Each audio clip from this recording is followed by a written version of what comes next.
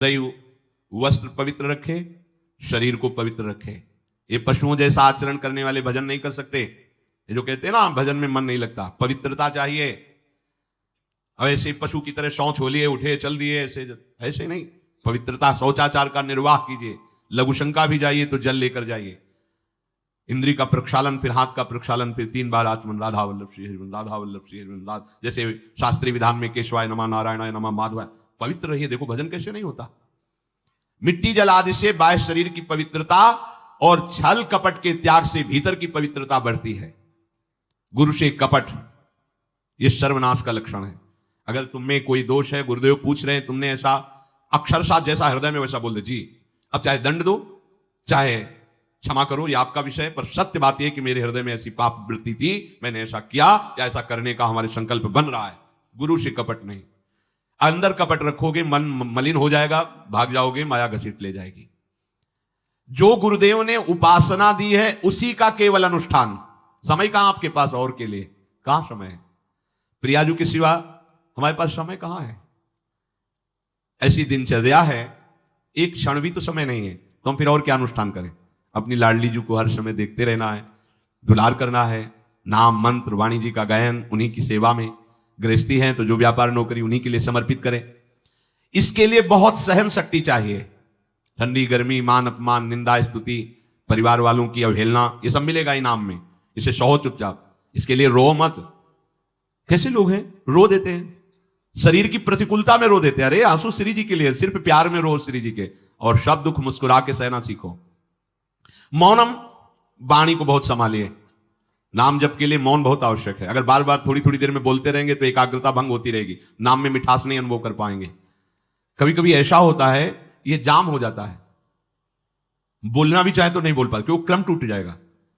शाम के समय जैसे किसी से मिलना जुलना नहीं, तो तभी लोग पूछते मौन हो क्या? तो फिर नहीं, मौन नहीं, क्या बात, इशारे समझ लो जो काम, चलो। क्योंकि अगर निरंतर मंत्राकार वृत्ति, तो बोलने की भी हिम्मत नहीं रह जाती। पर वहां तक पहुंचने के लिए वाणी का मौन आवश्यक है। मौन का मतलब ऊं करना नहीं है, आवश्यक हो तो शब्द बोल दो, नहीं अधिकतर मौन रहने की चेष्टा करो। जो आपको मार्ग मिला है, कई बार वर्णन किया है कि सत्संग में जो शब्द आपको लगते हैं तो डायरी में लिखना चाहिए, या याद कर लो, बाद में लिख लेना जाके। और अपने लिखे हुए सत्संग के वचनों को रोज स्वाध्याय करना चाहिए।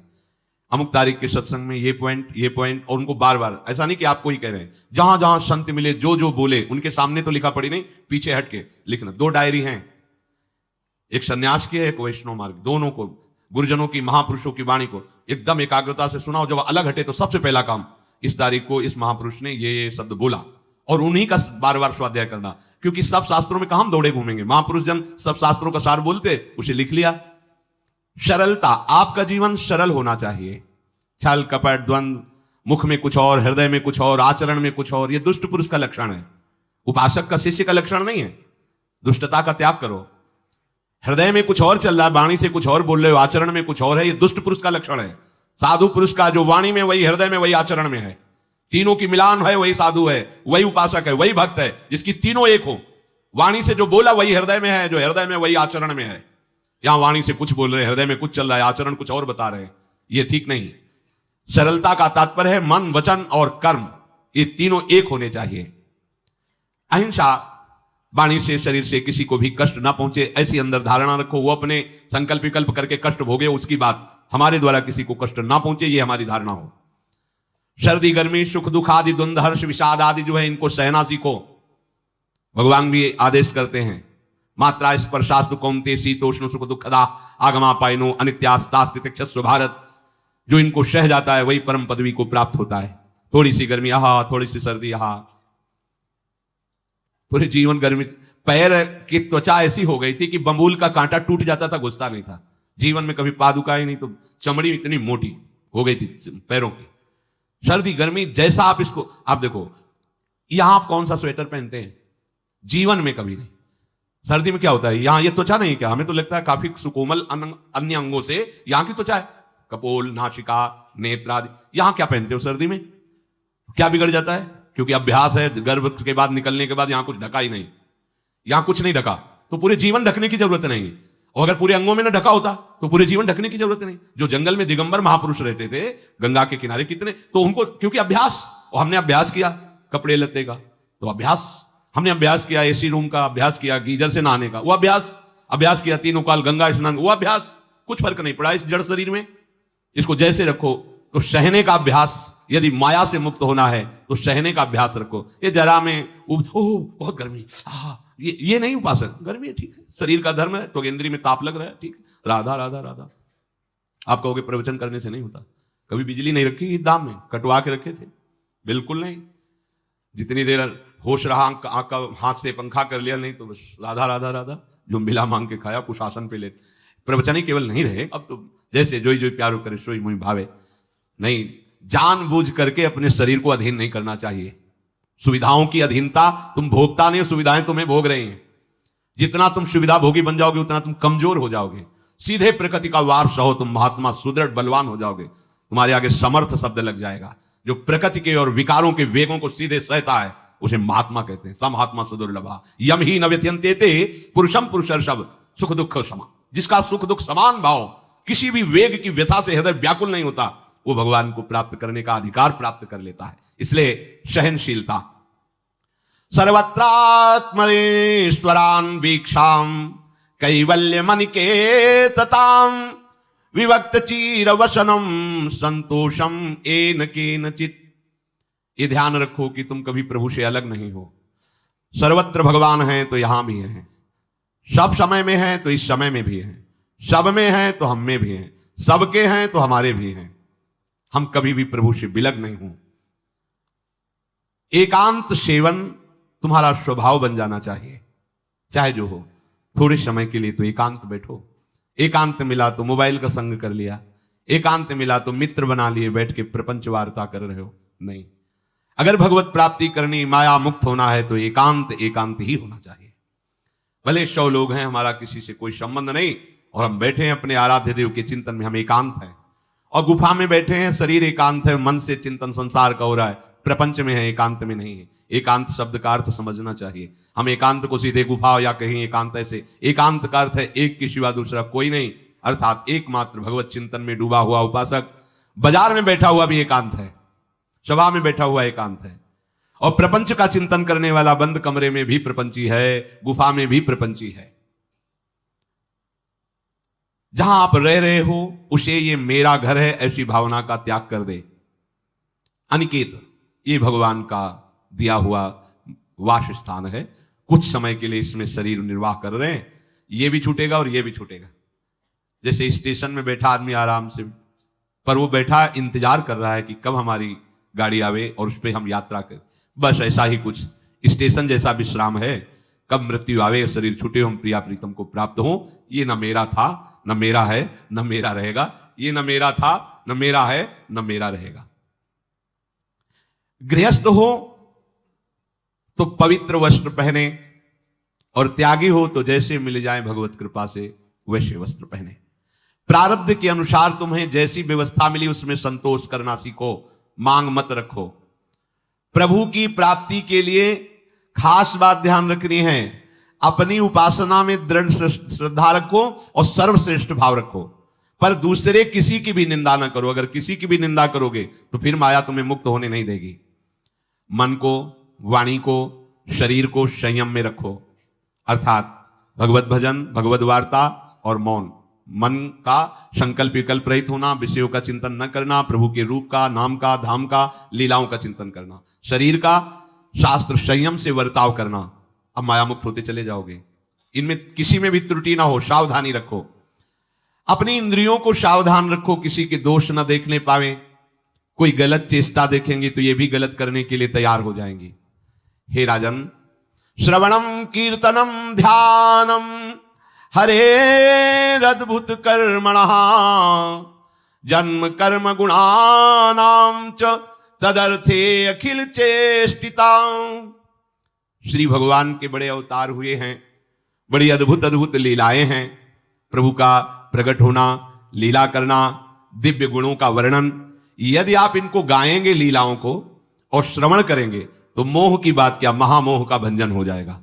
बड़ी सामर्थ्य भगवान के चरित्रों की महिमा बड़ी है। अगर इनको आप सुनेंगे, बार बार सुनेंगे, तो आपको और कोई साधन करने नहीं पड़ेंगे, अपने आप सब साधन प्रकाशित हो जाएंगे। जहां कहीं कभी भी किसी का उद्धार की बात आई है तो भगवत चरित्र सुनने से ही आई है। शरणागति श्रवण से ही प्रारंभ होती है, भक्ति भी श्रवण से ही प्रारंभ होती है, पूर्णता भी श्रवण से ही होती है। श्रवण सुजस सुनी आयवं, और श्रवणम कीर्तनम स्मरणम, पहला श्रवण। खूब भगवत चर्चा सुनने का स्वभाव बना लेना चाहिए। पर देखा जाता है कि 20 वर्ष भगवत चर्चा सुनने पर रंग नहीं आता, क्योंकि ये तो बना लिया स्वभाव कि जहां भी कथा हो रही सुन रहे, और बाद में निकले तो बख्शते वो किसी को नहीं, सबकी निंदा करते। बस किसी एक की प्रशंसा, एक की निंदा, तुम्हारा सारा का सारा सत्संग बेकार हो गया। अगर सत्संग को सुरक्षित रखना है तो ना किसी की स्तुति, ना किसी की निंदा, जो सुना है उसको अपने जीवन में मनन करते हुए उतारे। प्रभु की लीलाओं का श्रवण और प्रभु के नाम का कीर्तन और प्रभु के रूप का ध्यान, ये 3 बातें बहुत जल्दी भगवत प्रेम प्रकट कर देती है। ये 3 बातें बहुत जल्दी भगवत प्रेम प्रकट कर देती हैं। प्रभु के अवतार लीला चरित्रों का खूब गायन करे, खूब श्रवण करे। भगवान की अवतार लीलाएं भी हैं और प्रभु की प्रेममय निकुंज लीलाएं भी हैं। तो अगर आपका निकुंज लीला में प्रवेश नहीं है तो प्रथम सुने भागवत, भक्त मुख भगवद वाणी, भगवान के अवतारों का, भगवान की अवतार लीलाओं का श्रीमद् भागवत में खूब बढ़िया वर्णन है। पढ़ो, सुनो, क्या होगा इससे? मोह का नाश हो जाएगा। दूसरी बात, नाम कीर्तन, ये तो महान अमृत है। बिल्कुल विश्वास कर लो, नाम कीर्तन अमृत है। ताली बजा के, मंजीरा बजा के, ढोल बजा करके, नाच करके, जैसे बने, अकेले 4 लोग जैसे बने, नाम संकीर्तनम यस्य सर्व पाप प्रणाशनम। देखो, भगवत चर्चा ने महामोह का नाश कर दिया और भगवान नाम कीर्तन ने सब पापों का नाश कर दिया। नाम संकीर्तनम यस्य सर्व पाप, सर्व पीछे बीच में जो भी जमा संचित कृप सबको भस्म करने की सामर्थ्य नाम कीर्तन। ये जो राधा राधा आप बोलते, बहुत अमृत है, बहुत अमृत। और प्रभु के रूप का ध्यान, ये 3 बातें बहुत जल्दी माया मुक्त कर देंगे, आपको भगवत प्राप्ति करा देंगे। प्रभु के रूप के ध्यान के लिए ही दिव्य श्यामा श्याम ने बिहारी जी का रूप धारण किया। ये किसी मूर्तिकार की रचना नहीं है। श्री राधा रमण जी सरकार, राधा वल्लभ लाल जी महाराज, श्री बांके बिहारी लाल जी महाराज, ये साक्षात प्रगट ठाकुर है। प्रिया प्रीतम हमारी दृष्टि में सामर्थ्य नहीं कि देख सके, वो तो हरिवंश नेत्रों से देखे जाते हैं। निकष कुंज ठाड़े भये भुजा परस्पर अंश, श्री राधा वल्लभ मुख कमल निरख नयन हरिवंश। हरिवंश नेत्र प्रकट हो जाएंगे, आश्रित जन हो, चिंता की बात नहीं। पर ये जो रूप प्रकट है, इसके ध्यान में तो तुम्हें कोई श्रम नहीं करना। बिहारी जी महाराज, राधा वल्लभ जी महाराज, राधा रमण जी महाराज, भर नेत्र देखो और अपने नेत्र के कैमरा से खींच लो फोटो। अब आप फिर इधर देखो, उधर वैसे ही खड़े नजर आ रहे, वैसे मुस्कुराते हुए दिखाई दे हर समय। वही आदेश कर रहे हैं हरिवंश महाप्रभु, सब सोहित निष्काम मति, श्री वृंदावन विश्राम, श्री राधा वल्लभ लाल को हृदय ध्यान मुख नाम। राधा वल्लभ लाल का ध्यान करो और राधा वल्लभ श्री हरिवंश बोलो तो तुम्हारी मति निष्काम हो जाएगी, तुम्हें अखंड वृंदावन वास मिल जाएगा। प्यारे जो तुम्हें प्यारे लगने लगेंगे। ये 3 बातें आपको निश्चित भगवत प्राप्ति करा देंगे। इष्टम दत्तम तपोजप्तम वृत्तम यच्चात्मनः प्रियम दारान श्रुतान गृहान प्राणान यत् परस्मै निवेदनम। जो भी तुम्हारे द्वारा यज्ञ दान तप अथवा जप सदाचार, ये सब प्रभु को अर्पित कर दो, अविनाशी हो जाएगा। प्रभु को अर्पित कर दो जो भी तुम्हारे द्वारा होता है। हे प्रियालाल, आपकी प्रसन्नता के लिए। फिर दोबारा कह रहे हैं, स्त्री पुत्र घर जीवन और अपने प्राणों का मोह त्याग करके, प्राणों का मोह त्याग कर। यहां पूरा समाज वैसे ही सब बैठा है हृदय में। देखो, जिस मार्ग में चलना उसे समझो। अंदर से केवल प्रिया प्रीतम में ही हमारी अहमता ममता होनी चाहिए। प्रभु सच्चिदानंद श्री कृष्ण चंद्र जी को अपना प्राण प्रीतम मानने के लिए ये जितनी जगह आप अपनापन किए हैं समेटना पड़ेगा। सबकी ममता ताग बटोरी, मम पद मन बांध बर डोरी। लाडली लाल के लाडले तो कोई बिरले दिखाई देते हैं, प्रिया प्रीतम के जन तो कोई बिरले दिखाई देते हैं। नहीं धन बल, परिवार बल, बुद्धि बल, वही घसर करके चले जाते हैं। अरे यहां तप बल भी काम नहीं करता, और बल तो जाने दो। यहां हारे को हरे नाम, हार गए, गले पड़ गए। गले पड़ जाओ, बढ़िया, इसी जन्म में कल्याण हो जाएगा। गले पड़ जाने का मतलब जैसे कोई गले पड़ रहा हो तो उसका मतलब समझते हो, मारो पीटो गाली दो भगाओ, नहीं भागे, वो गले पड़ गए, बोले आप क्या करें, गले ही पड़ गए, आप क्या करें। ऐसे ही पूज्य श्री स्वामी राम सुखदास जी महाराज कहते, श्री कृष्ण के गले पड़ जाओ भैया, इसी जन्म में तुम्हारा कल्याण, भगवान के गले पड़ जाओ। गले आप तो जैसे भी अब आपके हैं, अब तो हमको अल्लाह मचा कहेंगे कि राधा वल्लभ लाल के हैं, तुम्हें अपनी इज्जत बचा ली तो सुधार लो हमें, समझ गए, यह गले पड़ना। हाँ कहावत, लंबा तिलक लगाएंगे और जय राधा वल्लभ लाल की बोलेंगे, और आपके लायक तो हम हैं नहीं। अब आपको अपने लायक बनाना कि आपका दास कैसा होता है, तो आपको बनाने के लिए कोई मशीन की जरूरत नहीं, आप ऐसे बना दोगे, बना देना। अब आपके गले पड़ गए, आप ही हमारी इज्जत हो, आप ही हमारे जीवन हो, अपनी इज्जत संभालनी हो तो हमें संभाल लेना। वो संभाल लेते हैं, वो मच्छर को ब्रह्मा बना देते हैं, घोर पापी को ब्रह्म ऋषि बना देते हैं, उनके लिए कोई दुर्लभ बात नहीं। पर जब तक अहंकार है तब तक उनकी तरफ से ये प्रोसेस शुरू नहीं होता। जब हार गया और गले पड़ गए, फिर वो बड़े बड़े महात्माओं के द्वारा भी बंधनी हो जाते हैं। यदि इसी जन्म में भगवत प्राप्ति करनी है तो ये काम तो आपको बड़ी जल्दी कर लेना है। जहां जहां हमारी ममता है उसे प्रभु के चरणों में लगानी ही पड़ेगी। चूक करोगे वही ममता की डोर मन को घसीट लेगी और अगले जन्म का विधान बना देगी। यदि आपको इसी जन्म में भगवत प्राप्ति करनी है तो सबकी ममता ताग बटोरी, मम पद मन ही बांध बरडोरी। एवं कृष्णात्मनाथेषु मनुष्येषु च सौहृदम परिचर्याम चोभयत्र महत्सु नृषु साधुषु। और ये सब सहजता पूर्वक तब हो जाएगा जब किसी संत महापुरुष का आश्रय ले लोगे। जिन संत महापुरुषों ने अपने समर्पण के प्रभाव से, भजन के प्रभाव से सच्चिदानंद भगवान श्री कृष्ण को अपनी आत्मा के रूप में साक्षात्कार कर लिया है, यदि उनसे प्रेम हो जाए, संतों से प्रेम होना संतों से बड़ा कठिन है। अभी कोई मुस्कुरा के तुमसे कह दे कि कई दिनों से हम तुम्हें देख रहे थे या देख रही थी, बस तुम्हारे मन को कोई निग्रह विग्रह करने की जरूरत नहीं, घसीट जाएगा। वो बड़े भाग्यशाली हैं जिन्होंने संतों से प्रेम किया। यहां कह रहे हैं ये जितनी बातें बताई गई, दया, तितिक्षा, मौन, मनोनिग्रह, इंद्रिय निग्रह, परिवार की ममता का त्याग, भगवान से अपनापन, भागवत धर्म का प्रादुर्भाव होना, ये एक साथ सब हो जाएंगे केवल तुम्हें गुरु चरणों से प्रेम हो जाए, संत चरणों से प्रेम हो जाए। क्योंकि उन्होंने सच्चिदानंद स्वरूप भगवान कृष्ण को अपने प्रेम बल से अधीन कर लिया है। यदि परोपकारी संत जनों से हमारी प्रीति हो जाए तो हमारा स्वभाव बदल जाएगा। संतों से प्रीति है, ये तुम्हारे स्वभाव से परिचय मिलेगा। क्या? परस्परानुकथनम पावनम भगवद्यशः मिथो रतिर्मिथस्तुष्टिर निवृत्तिर्मिथयात्मनः। जब संतों से प्रेम हो जाता है तो स्वभाव बन जाता है क्या? भगवत चर्चा करने का। अपने लोग जब नई अवस्था में तो भिक्षा के लिए चले और आगे संत मिल गए, 2-2, 3-3 घंटे धूप में खड़े भगवत चर्चा हुई, नीचे धूल जल रही, ऊपर से सूर्य ताप है और खड़े 2-2, 3-3 घंटे चर्चा हो। शाम की किसी बात पर छिड़ गई तो ये शास्त्र 12-1 रात्रि के बज रहे, वो प्रसंग पूरा और उसका निर्णय, रात दिन उसी की चर्चा। स्वभाव बदल जाएगा, कुछ और अच्छा नहीं लगेगा। परस्परानुकथनम पावनम भगवद्यशः, परम पवित्र करने वाले भगवान की बातें वो परस्पर करने लगते हैं। यदि संतों से प्रेम नहीं तो जहां दो मिलेंगे वहां संसार की वार्ता होगी। संत प्रेमी जब मिलेगा तो भगवत चर्चा होगी। ये पहचान है परस्परानुकथनम पावनम भगवद्यशः। आपस में इकट्ठे होकर नाम कीर्तन करना, भगवत चर्चा करना। पर मिथोरतिर, जो प्रपंची लोग हैं उनसे उनका संबंध नहीं होता। मिथस्तुष्टि, जो भोगी लोग भोगों में सुख प्राप्त करते हैं, उपासकों को उसमें नहीं। जब भगवत चर्चा होती तो ऐसी तृप्ति होती, 1 घंटा चर्चा हुई, आनंद मगन हो गए, आहा आज हमें प्रभु का यश सुनने को मिला, आज भगवत भक्त का संग, हृदय पावन होने लगता है।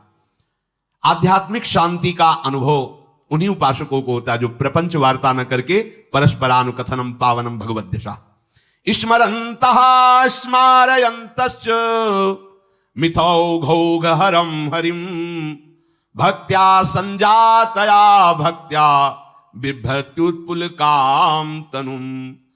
अब वो जो संत प्रेमी उपासकों ने ये व्रत ले लिया कि प्रपंच चर्चा नहीं करेंगे, केवल भगवत चर्चा करेंगे, तो अब क्या हुआ? बोले राशि राशि पापों का नाश हो गया उनके। आहा, वो ऐसे श्री कृष्ण स्मरण में रम गए दूसरों को श्री कृष्ण स्मरण कराना, स्वयं स्मरण में रमना। अब उनके हृदय में प्रभु से प्रेम का उदय हो गया। अब उनके हृदय में जब प्रेम उदय हुआ तो क्वचित रुदन्त्यच्युत चिंतया क्वचित दशंति नंदन्ति वदन्त्यलौकिका नृत्यन्ति गायत्यनुशीलयन्त्यजम् भवन्ति तूष्णीं परमेत्य निर्वृता। उनके हृदय की विलक्षण दशा होने लगी। वो कभी ऐसी घोर चिंता में डूब गए कि इतना समय हो गया, अभी प्रियाजू का दर्शन नहीं हुआ, प्रियाजू हमसे बात नहीं किए। चिल्ला चिल्ला के रोना शुरू, शुद्ध नहीं मैं कौन हूं, कहां बैठा हूं, ऐसे ये प्रेम उदय हुआ। अब वो चिल्ला चिल्ला के रोना शुरू कर दी। हाय मैं किसके पास जाऊं, किससे पूछूं, कौन मुझे प्रियालाल से मिलाए, बस तड़पना शुरू। सोचते सोचते ऐसा रोना, बेशुद्ध स्थिति। उसी में देखते हैं अरे प्रियालाल तो गलबैया दिए हुए जा रहे हैं। बस ऐसा स्फुरण हुआ कि वो आनंद मगन हो गए, एकदम मन प्रसन्न, तन प्रसन्न। अभी शोकित थे, अभी आनंदित हो गए। और वो इतने आनंद मगन हुए कि लोकातीत होकर बात करने लगे प्रियाजी से। कोई है नहीं सामने, दिखाई नहीं दे रहा अन्य को, लेकिन उनके सामने प्रियालाल उनसे बात कर रहे हैं। सुना सुना करके सुंदर सुंदर पदों का गायन कर रहे हैं, राग आलाप रहे हैं। और राग में कभी ऊंचा नीचा स्वर की बात नहीं है प्रियालाल के लिए। फिर इतने आनंद में भर गए कि नाचने लगे, झूम झूम करके नाच रहे। लोगों को लग रहा है कोई है नहीं सामने, कैसे ना, ओ प्रियालाल सामने, प्रियालाल को देख रहे, प्रियालाल को पद सुना रहे, प्रियालाल के सामने नाच रहे। और कभी कभी अरे वो तो हमें छोड़कर चले गए, फिर चिल्लाकर रोने लगते हैं, खोजने लगते हैं। कभी कभी अरे वो तो मुझे हृदय से लगाए हुए, एकदम शांत समाधिस्थ, ऐसी भाव दशाएं उसकी होने लगती है। तो जो इस प्रकार गुरु की शरण होकर उनकी आज्ञा पालन करते हुए, संत जनों से प्रीति रखते हुए, परस्पर भगवत चर्चा करते हुए, नाम कीर्तन करते हुए, भगवत रूप का ध्यान करते हुए, प्रतिपल प्रभु का चिंतन करते हैं, उनको इस दुरंत माया से पार होने के लिए कोई कठिनता नहीं, वो सहज में पार हो जाते हैं। और पार ही होना है, दूसरा कोई सूत्र नहीं है हमारे पास। कोई अब मंगल का रास्ता नहीं रह गया। ऐसी आग में जलना, जीते जी जल रहे हैं काम क्रोध की आग में, मरते समय मृत्यु, बार बार जन्म मरण, फिर प्रलय, फिर महाप्रलय, फिर जन्म मरण, कब तक चलता रहेगा। अब तो मनुष्य जन्म मिला है, वृंदावन मिल गया है, रसिकों का संग मिल गया, अब तो जीत जाओ बाजी। नहीं तो ध्रुवदास जी कहते हैं बार बार तो बनत नहीं, यह संजोग अनूप, मानुष तन वृंदा विपिन, रसिकन संग विरूप, अत्यंत उदार करुणा वर्मालय, स्वामिनी की चरणाश्रय, निरंतर नाम जप, चूको मत, लक्ष्य बना लो। इसी जन्म में हमें भगवत प्राप्ति करनी, ये दृढ़ निश्चय कर लो आप, कोई दूसरी बात नहीं। मुझे इसी जन्म में भगवत प्राप्त करनी ही है, कोई दूसरा रास्ता नहीं है बचने का। बस दूसरा रास्ता रखोगे तो मन फिर फंसा देगा। बस भगवत प्राप्ति करनी, फिर चाहे जैसे बर्ताव करवाओ, प्रभु आप जानो, एक बार हमसे मिलो, एक बार हमें इन द्वंद्वों से मुक्त करो, एक बार इन विकारों की जलन से मुझे ऊपर उठाओ, ये जन्म मरण का चक्र एक बार मिटाओ नाथ, फिर जैसा चाहो वैसा खेलो, ऐसा निश्चय करो। श्री राधा वल्लभ लाल की।